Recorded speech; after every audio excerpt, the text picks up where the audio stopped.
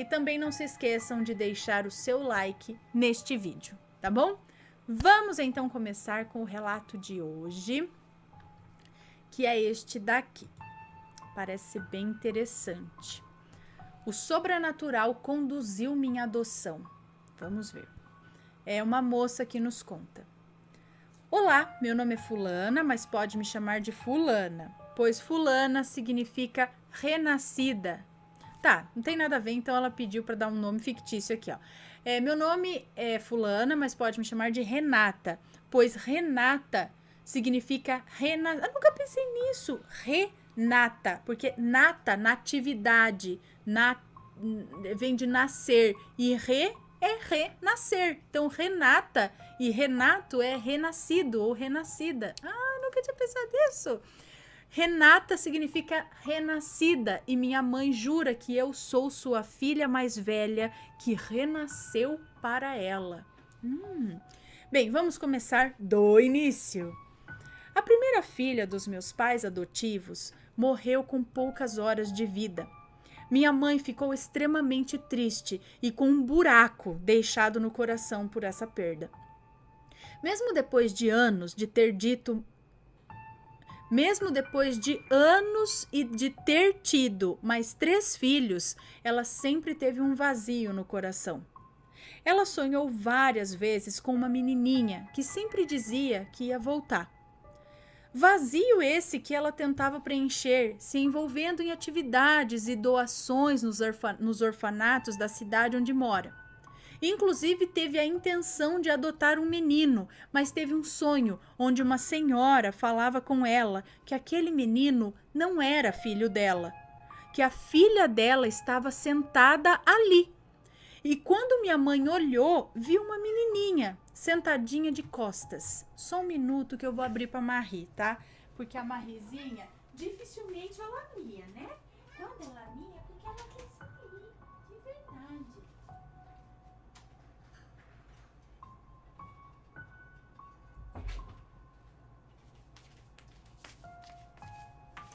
Pronto. Então tá. E falou que a filha dela estava sentada ali. E quando minha mãe olhou, viu uma menininha sentadinha de costas. Ao acordar, seu coração estava leve e ela desistiu da adoção daquele menino, mas apadrinhou esse menino e deu todo o suporte para a criação dele. Hoje ele é um homem de bem que tem uma família linda e mantém proximidade com a nossa família. Meu pai adotivo tinha um comércio e sempre viajava para outros lugares buscar mercadoria. Ele amava a estrada e fazia questão dele mesmo dirigir o caminhão ao lado dos seus ajudantes. Em janeiro de 1976, minha mãe teve um sonho que a marcou. Por isso ela lembra exatamente o mês e o ano. Ela sonhou que o meu pai sofria um acidente e o caminhão ficava meio dependurado à beira de um precipício, quase caindo. Mas uma senhora chegava para ela e dizia que ele havia sido poupado pelos rogos de um anjo. Porque um anjo rogava por ele, é isso? Então uma menininha se aproximava e dizia: "A bênção, mamãe, eu já estou voltando." Realmente, alguns dias depois, o meu pai viajou e teve um acidente onde saiu ileso. Enquanto isso, em uma cidade a mais ou menos 100 quilômetros dali, alguns meses depois, eu nasci. Nasci em uma família onde éramos os meus pais, um irmão e uma irmã mais velhos do que eu. Quando eu tinha 2 anos, minha mãe engravidou do meu irmão mais novo e meu pai se envolveu com uma maledite. Não sei se naturalmente, por tristeza pela traição do meu pai ou por obra da maledite, a minha mãe faleceu no parto desse meu irmão. PS, um dia eu escrevo sobre alguns relatos em relação a essa maledite.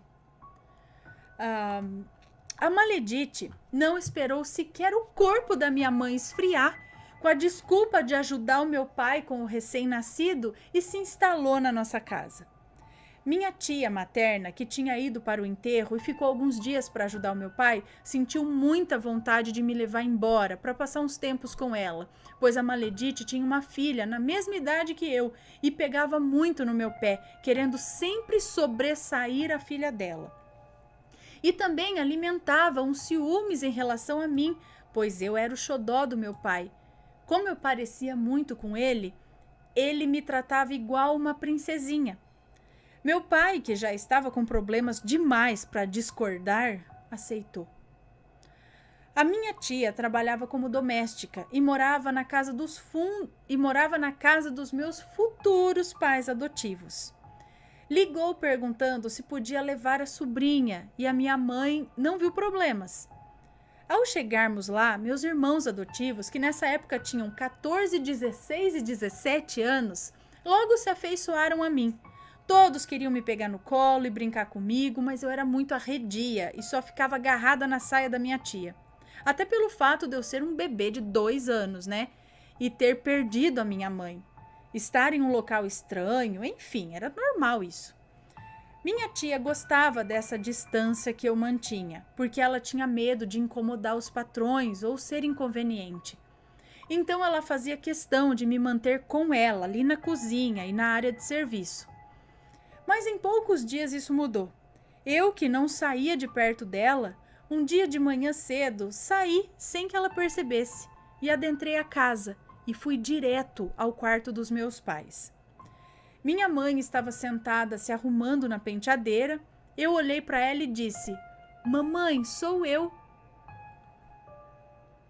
Ela me pegou no colo imediatamente, me abraçou forte e reconheceu em mim a filha que ela havia perdido. Naquele momento, o vazio foi preenchido por um amor incondicional. Comigo no colo, ela foi até a cozinha e disse para minha tia que eu era a filha dela. E a partir daquele momento, eu seria tratada como tal. E que no fim de semana, ela queria ir no meu pai biológico para conversar com ele. Ela conversou com meu pai adotivo e meus irmãos. E todo mundo também tinha a mesma vontade de me integrar, à família. No fim de semana, ela, meu pai e minha tia foram conversar com meu pai biológico. É claro que esse não aceitou de pronto entregar a filha dele, mas disse que viu como eu estava agarrada à minha mãe e estava muito bem tratada, que realmente eles deveriam me amar e concordava de me deixar com eles até ele se decidir. Dias felizes decorreram, até que em alguns meses o meu pai biológico ligou e disse que me queria de volta. Foram momentos de desespero para todos lá em casa, choraram muito, mas o que fazer, né? Ele era o meu pai e tinham que me levar. Quando minha tia me levou e saiu da casa do meu pai biológico, eu corri atrás dela. Ana, isso não me contaram. Eu lembro como se fosse hoje. Embora eu tivesse 2 ou 3 anos, eu me lembro perfeitamente. Eu tentei alcançá-la, mas com as minhas perninhas pequenas, é claro que eu fiquei para trás. Ela atravessou uma rua mais movimentada e eu, ainda muito pequena, entendi que se eu atravessasse eu poderia ser atropelada. De repente eu me vi perdida. Sentei na calçada e comecei a chorar.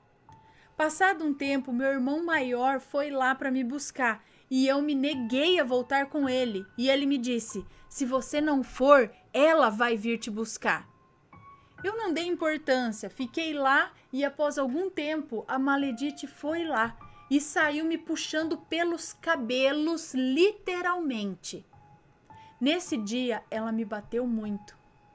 Essa parte eu não me lembro, mas a minha irmã mais velha contou que nesse dia, quando meu pai chegou e viu que ela tinha me batido, os dois brigaram muito e saíram às vias de fato, ao ponto dos vizinhos terem que apartar.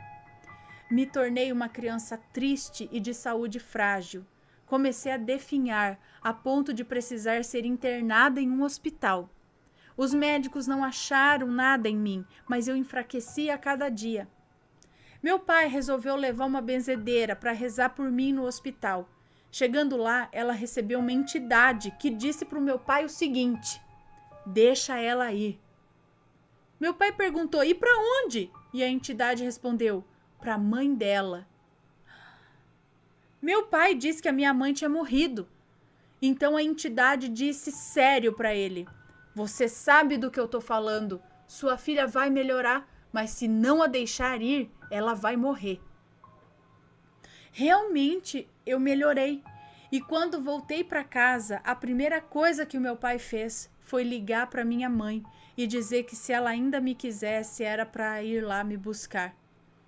A felicidade foi geral. Ela teria ido naquele exato momento, mas como meu pai adotivo estava em viagem, no outro dia ela e minha tia pegaram o primeiro ônibus para ir lá me buscar. Ao chegar na casa, a Maledite estava com cara de Beelzebu, mas a minha mãe nem ligou, só queria me levar. Porém, meu pai fez questão de que eu levasse todas as minhas coisas. Minha tia, mais do que depressa, pegou as minhas coisas e enfiou numa sacola, mas o meu pai deu falta de um vestidinho azul bordado com casinha de abelha e perguntou onde estava o vestido.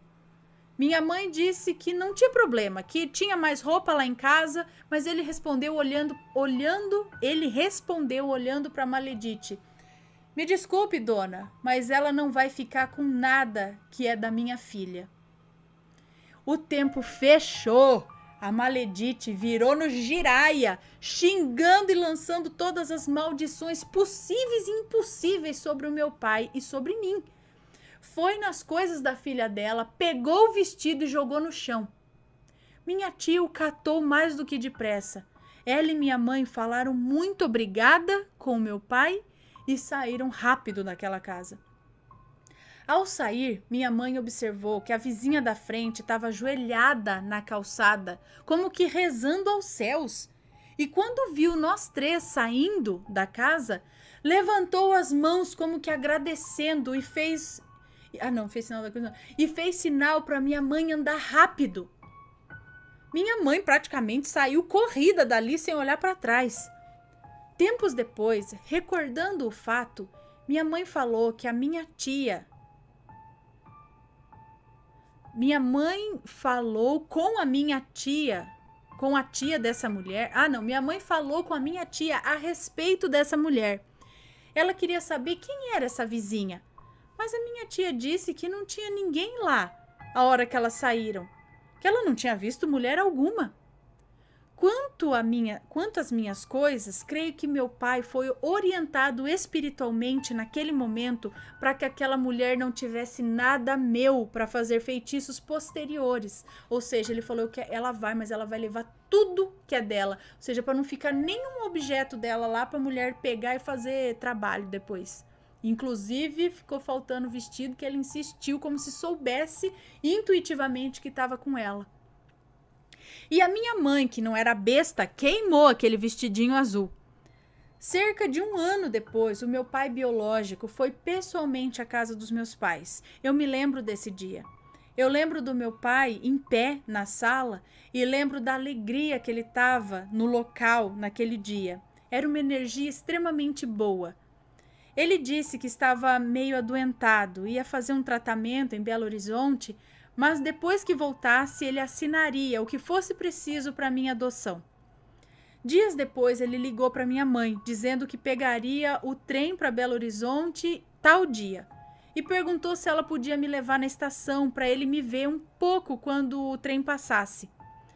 É claro que a minha mãe me levou, mas curiosamente o meu pai não desceu durante o embarque e desembarque, como ele havia dito. Passou-se quase 1 ano depois disso e por acaso minha tia esbarrou com alguém da cidade do meu pai. E essa pessoa comentou sobre a morte do meu pai.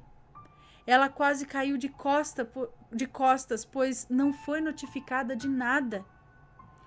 Meus pais, então, acionaram uma advogada que disse que como eu era órfã, seria fácil, ainda mais com o relato dos vizinhos e da minha própria tia, conseguir a minha adoção. Era só pegar os atestados de óbito. Meu pai foi até o cartório na cidade buscar os atestados, mas voltou apenas com o da minha mãe. O do meu pai não estava lá.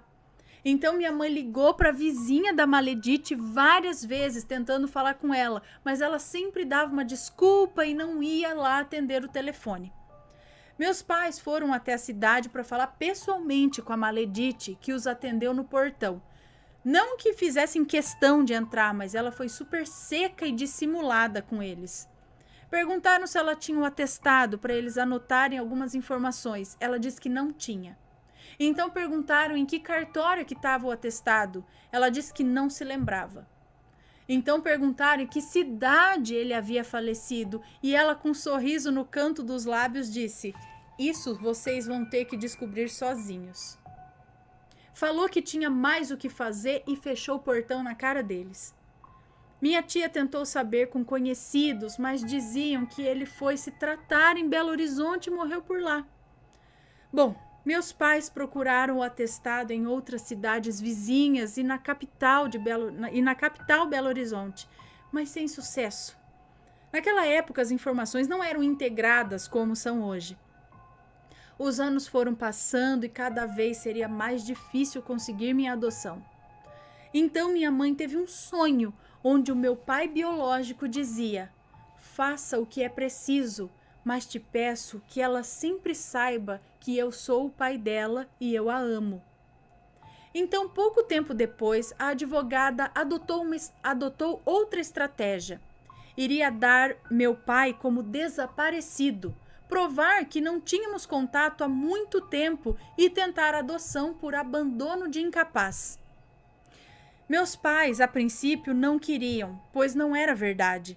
Ele não tinha me abandonado, mas minha mãe se lembrou do sonho, onde ele disse: "Faça o que é preciso, mas te peço que ela sempre saiba que eu sou o pai dela e eu a amo." Então minha mãe se lembrou do sonho e aceitou essa estratégia. Foram mais 2 anos e muito dinheiro gasto com publicações em diário oficial, com chamadas de alerta no rádio e TV procurando pelo fulano de tal, com detetives pagos que no fim das contas procuravam por um morto, né? A estratégia deu certo. O juiz entendeu a situação e viu realmente que o meu pai não voltaria. E enfim conseguiram a adoção. Embora o processo diga isso, eu sei que o meu pai sempre me amou e amou tanto que abriu mão de mim pela minha felicidade. Só aproveitando o gancho, eu digo às mulheres que vão ouvir o seu relato: gente, isso é o verdadeiro amor de um homem. Portanto, não aceitem esse amor fajuto que muitos te oferecem, aonde te fazem ficar presas e infelizes, servindo de capacho. O amor verdadeiro sabe abrir mão quando é necessário. Ana, esse foi o meu relato. Muito obrigada por ter lido. Desculpe se ficou comprido, mas tinha que explicar os fatos. Eu e minha mãe somos médiuns muito sensíveis e temos muitos causos de assombração e coisas afim para contar. Também tenho vários relatos sobre essa maledite que se enfiou na vida do meu pai. Em outra oportunidade eu escrevo sobre essas outras coisas. Beijos e fique com Deus. Um beijo para você, muito obrigada pela sua história. Agora fala se cada coisinha aí não aconteceu com um dedinho divino, gente. Tipo, era pra ser, tava ali. Como não dizer, depois da entidade, do nada, falar isso deixa ela voltar pra mãe, não sei o que, ter o sonho e tudo mais. Que interessante. Fala a verdade, não é? Que legal. Bom, fiquem aí com essa história, deixa aqui nos comentários, não digo nem a opinião, mas o que vocês têm a acrescentar a essa história. E se tiver uma história parecida, manda pra gente. Beijo pra vocês e a gente se vê no próximo relato.